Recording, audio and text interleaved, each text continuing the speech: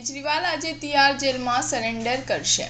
3 વાગે ઘરેથી નીકળશે, પહેલા રાજઘાટ હનુમાનજીના મંદિર જશે। કેજરીવાલે કહ્યું, 21 દિવસના જામીન માટે સુપ્રીમ કોર્ટનો આભાર।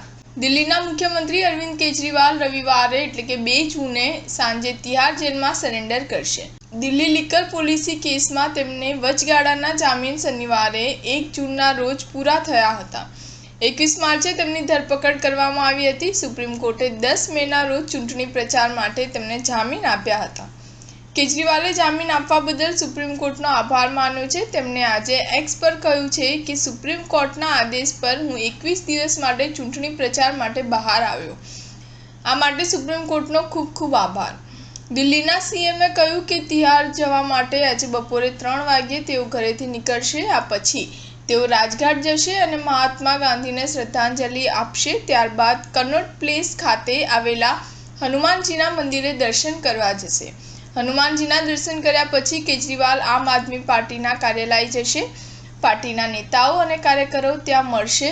તે પછી તિહાર જવા રવાના થશે। કેજરીવાલે પોતાની પોસ્ટમાં કહ્યું કે જેલમાં મને તમારા બધાની ચિંતા રહેશે। જો તમે ખુશ રહેશો તો તમારા કેજરીવાલ પણ ખુશ રહેશે।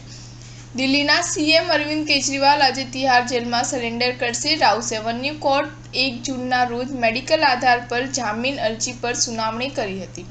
વિશેષ જજ કાવેરી બાજવાએ 5 જૂન સુધી નિર્ણય સુરક્ષિત રાખ્યો હતો। સ્ટાર ન્યૂઝ 7 હંમેશા સચ્ચાઈની સાથે।